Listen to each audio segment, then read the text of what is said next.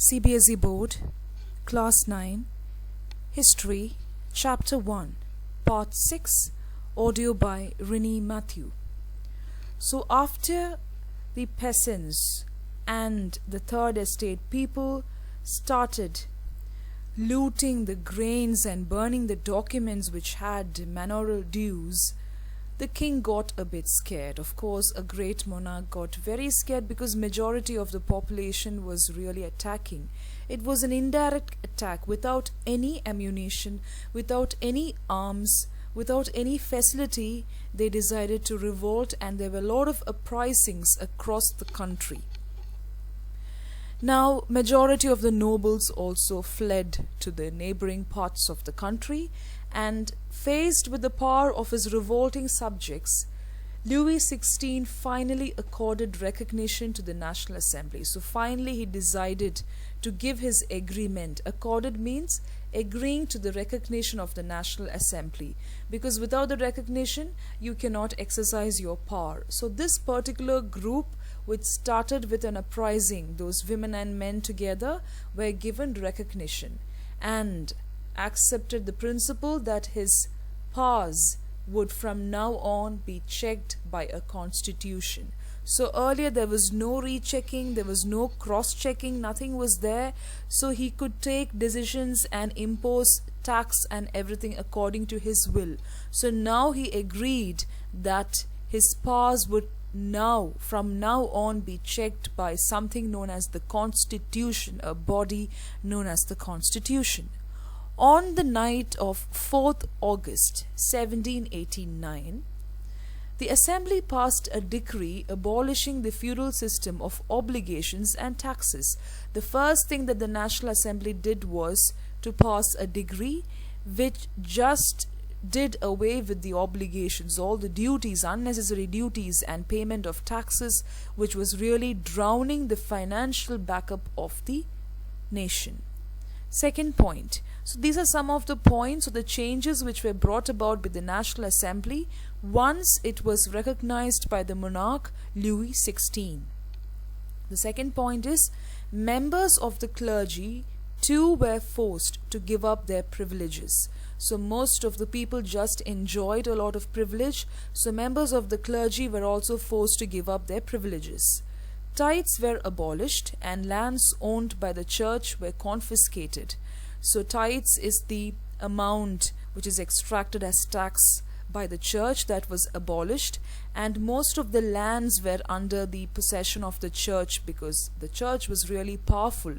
To be precise, church was powerful than the monarch or than the monarchy system. So all that was confiscated. As a result, the government acquired assets worth at least 2 billion livres. So they had to pay all these things as debt. So now when they confiscated the land, when they stopped and did away with all the unnecessary obligations and taxes, the government was able to build a treasury and asset which was worth 2 billion livres. So that much of land and that much of asset was under the control of the church and the first and second estate population. France becomes a constitutional monarchy. So there has been a lot of uprising, and that led to a great jolt in the history of France. And now these four changes were the major changes which was brought about by the National Assembly. So from this you can understand that this was the power of the National Assembly. Though they were small in number, the power was so great because all these 4 points really brought about a major change. So under this heading, France becomes a constitutional monarchy. We will see what is meant by this constitutional monarchy.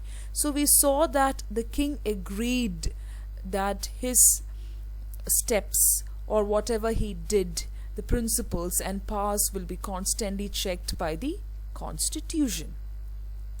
The National Assembly completed the draft of the Constitution in 1791. Its main object was to limit the powers of the monarch. That's the first point. These powers, instead of being concentrated in the hands of one person, were now separated and assigned to different institutions, the legislature, executive and judiciary. So all these points they got from the philosophers' books. You remember the philosophers? Locke, Rousseau, Montesquieu. So these three philosophers had all these principles. So instead of vesting the power of a particular nation on just one person or in the hands of one person, it was divided into three parts, which was the legislature, executive and judiciary, and also to limit the power of the monarch. So this made France a constitutional monarchy. So there can be short questions on this where they will ask you, how do you know that France became a constitutional monarchy, or what are the conditions that one has to have when you are a constitutional monarchy. So all these questions can be asked for short answer type. The Constitution of 1791 vested the power to make laws in the National Assembly, which was indirectly elected. So they could make laws now. It was indirectly elected in the sense nobody gave them permission. They just formed a body, that too in the ground of Versailles, and they were able to make laws now indirectly. That is, so what were the laws that they indirectly exercised? Let us look at all the points there. The first point is, citizens voted for a group of electors who in turn chose the assembly. So all the citizens of France, they voted for a group of electors, representatives, and those representatives chose the assembly. Assembly is the National Assembly. So it was a three-step process and everybody was involved in it, where they could choose their representatives. Not all citizens, however, had the right to vote. Still, everybody did not have the right to vote. Let's see. Only men above 25 years of age who paid taxes equal to at least 3 days of a laborer's wage were given the status of active citizens. That is, they were entitled to vote. So you should be above the age of 25, a man, and also you should be able to pay tax which is equal to 3 days of laborer's wage. So only those people were known as the active citizens. The remaining men and all women were classed as passive citizens. So remaining men below the age of 25 and all other women were classified as passive citizens. To qualify as an elector and then as a member of the assembly, a man had to belong to the highest bracket of taxpayers. So you have to be a real good taxpayer where you can pay tax from your pocket, from your wage, to be qualified as an elector. Elector is to represent there. First thing is, if you have to cast your vote, you have to qualify for the third point which is given there, the age and the 3 days laborer's wage. But if you want to be an elector where you are a part of the member of the assembly, you have to belong to the highest bracket of taxpayers. It's like a huge amount you should be able to pay to the tax, the state tax. The Constitution began with a declaration of the rights of man and citizen. So that is the first thing which comes up in the Constitution of France. Declaration of the rights of man and citizen. Very, very important point. What were the rights? Rights such as the right to life, freedom of speech, freedom of opinion, equality before law were established as natural and inalienable rights. That is, they belong to each human being by birth and could not be taken away. So all these points influenced rest part of the world, like the countries, the nations which was under colonization, which were under imperialism, which were struggling to free themselves from the hands of the foreign rule. So these points, freedom, liberty, equality, all these things influenced other parts of the world. So these rights are really important, and this is known as the Declaration of the Rights of Man and Citizen. And what is the next part of the point? It was natural and inalienable. You cannot confiscate this right from anybody. Everybody has this right. If they are a human being, if they are born as a human being, they'll have this right. and it could not be taken away at all by anybody. It is like no longer your birth controlled the right that you had. Earlier it was like if you're born to a particular estate, you enjoy the power of that estate. So now it is no longer like that. It was the duty of the state to protect each citizen's natural rights. So all the natural rights of the citizens were protected, and it was executed as an inalienable right. Okay. Now, what were these Declaration of Rights of Man and Citizens? This is a very important part of this chapter. Let's look at each point. Not all is given here. You can see the picture there, which is taken from your textbook.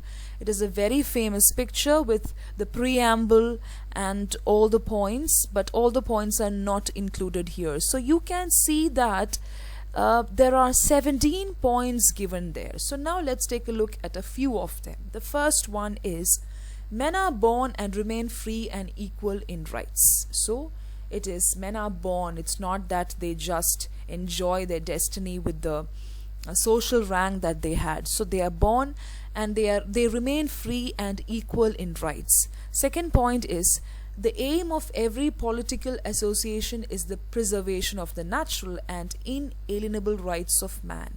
These are liberty, property, security, and resistance to oppression. So these are some of the rights which were exercised, like nobody could take away these rights from the citizens, which were the liberty, that is freedom, the right to property, the right to security, and the resistance to oppression. Nobody had the right to oppress or embarrass people or use force on others. Third point, the source of all sovereignty resides in the nation. No group or individual may exercise authority that does not come from the people. So people were the deciding factor. It is not the monarch. The source of all sovereignty resides in the nation. Nation is the power. No particular group or individual could exercise authority that does not come from the people. So people ultimately judge and decide. They are the deciding factors. Liberty consists of the power to do whatever is not injurious to others. You should not hurt others, you should not oppress others. That is liberty. If you continue to oppress, you cannot say that we have got the choice to liberty and that I can oppress people, that I can restrict the freedom of others. It is not liberty. Liberty is a power which is given to people as long as it doesn't cause any injury to others. Fifth point, the law has the right to forbid only actions that are injurious to society. So only the actions can be forbidden, or action can be taken by this National Assembly only on injurious actions. Did you understand? Not on people. So on actions they will take action and not on the people. What is the duty of the Declaration of Rights of Man and Citizen? To preserve each citizen. Next point, law is the expression of the general will. It is a general will. It is not the will of one particular person like it was earlier, the divine right, the divine rule of the monarch. Do you remember that? The monarchs will have a divine rule. It is not like that. All citizens have the right to participate in its formation, personally or through their representatives. All citizens are equal before it. So law is equal to all citizens and they have got a right to participate in it. The seventh point, no man may be accused, arrested or detained except in cases determined by the law. So except in cases which were completely under the control of law, no man was allowed to be accused, arrested or detained except in cases determined by the law. So that was the seventh point. Now 11, 12, 17, these points are given. 11th one is, every citizen may speak, write and print freely. He must take responsibility for the abuse of such liberty in cases determined by the law. So you can write, speak and print. There is a freedom of press. But you have to also take the responsibility if there is some kind of abuse. And abuse, it is decided whether it is an abuse or not only by the law, not by one person or by a group of people. Did you understand? Suppose a person writes a book and it becomes an abuse to somebody, only the law can take action on that, not a person or a group of people. Next point, 12th point. For the maintenance of the public force and for the expenses of administration, a common tax is indispensable. So you have to pay a common amount as tax for maintenance of the public buildings, the public amenities and all that, and for the expenses of administration. So administration and public force will have to go uninterrupted, unobstructed. So for that, everybody was supposed to pay a tax. It must be assessed equally on all citizens in proportion to their means. So how much ever they can pay according to how much they get. It is not that everybody has to pay the same amount. According to their means, according to their daily wages, they were asked to pay the tax. Since property is a sacred and inviolable right, no one may be deprived of it. So it is sacred and it is something, it is a right which cannot be confiscated from anybody. What? The property. Unless a legally established public necessity requires it. So legally something will have to come, like only the law can confiscate property or deny property. Did you understand? Only the law can take actions in terms of property also, and it is not deniable to anybody. Even a peasant can have a property. Earlier it is like they couldn't own land, but now even a peasant could own a land. In that case, a just compensation must be given in advance. Suppose it is there is some problem with the property, or if somebody has to be deprived because of the law, then a penalty or a compensation will have to be given in advance. So that particular point is important. It is quite different from the rest of the points. The property is sacred. It cannot be denied to anybody, and in that case no one may be deprived of it unless a legally established public necessity requires it. So publicly, if there is a necessity that suppose a group of people requires some place to live, they don't have a place to live, then the law can take action and give it to them or distribute to them. So then a compensation will be given to that particular individual. That is one way. If it is abusive, suppose somebody is confiscating the land of another, then that is like violating the rule, right? You're going against the law. Then this person will have to pay the compensation to the state. It was like that. So suppose the state had to confiscate or buy the property of a person. It's not just buying. If the state required a particular property of a particular person, then they had to pay the compensation to that person. That is the meaning of that particular point. Now there are some symbols given in your textbook. Majority of men and women in the 18th century could not read or write. We saw that in the Legislative Assembly also, many people couldn't read and write. That is why educated people were sent.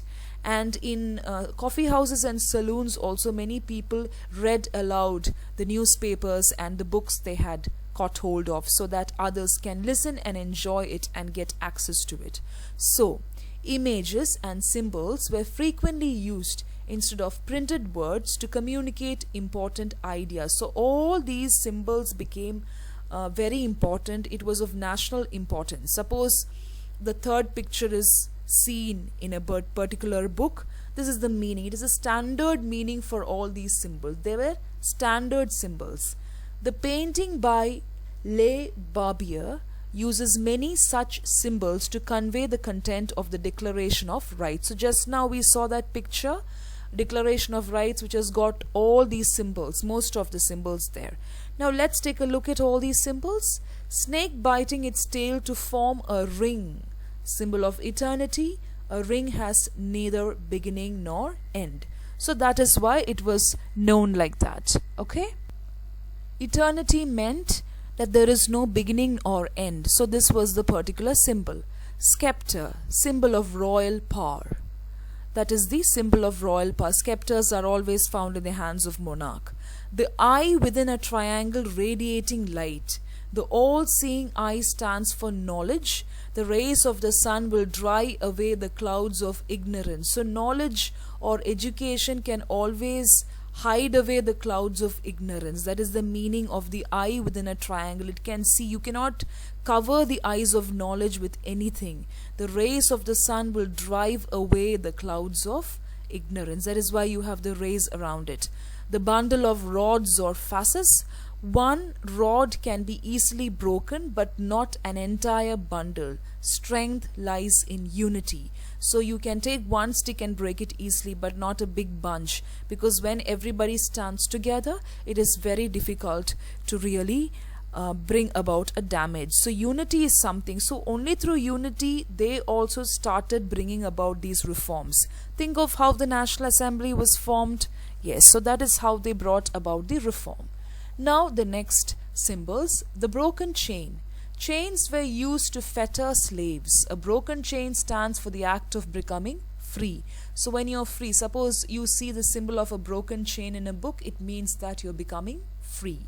Red Phrygian cap. Cap worn by a slave upon becoming free. So a slave, if a slave wears this Phrygian cap, it means that the slave has become free. Blue, white, red. The national colors of France. The winged woman, personification of the law. So law is like a winged woman. That is the meaning of personification, where you're giving the qualities of a human being, of a person, to law. Law is like different. It is an abstract term, but you're giving the qualities of a person to law. So it becomes the personification of law, and the symbol is winged woman. Last one is the law tablet. The law is the same for all, and all are equal before it. So this law tablet shows that it is equal for all and it is the same for all.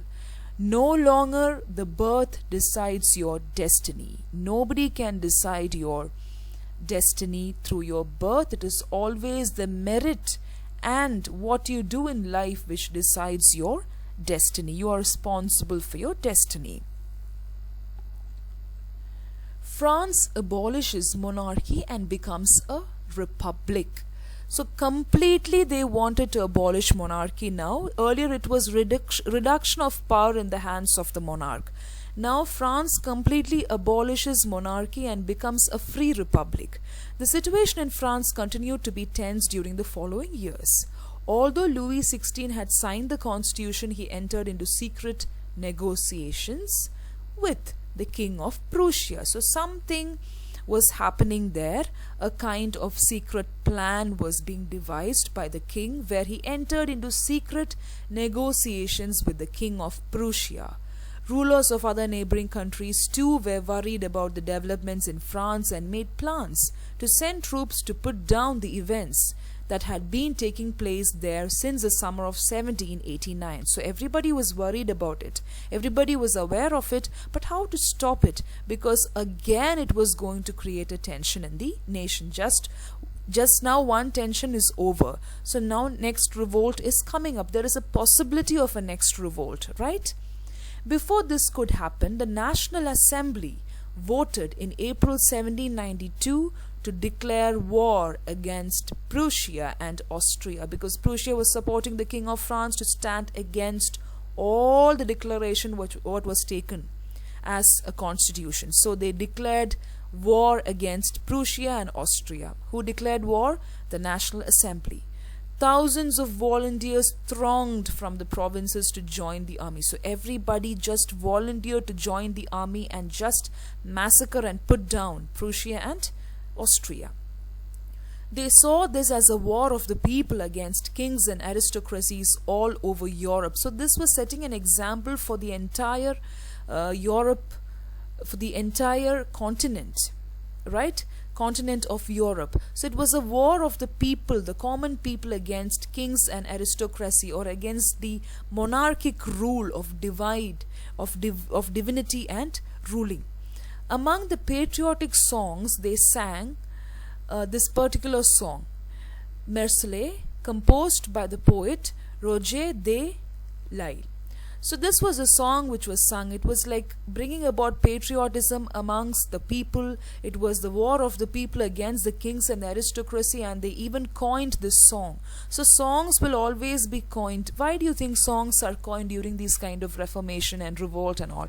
Because it spreads faster. It is easier to for people to grasp and just sing and to spread the spirit of patriotism, and they will also have this feeling of oneness when they sing this song together, right? So even when you listen to a group song, you get one feel. So that is the unity with which they sing that particular song, and that is why patriotic songs were coined at this particular place.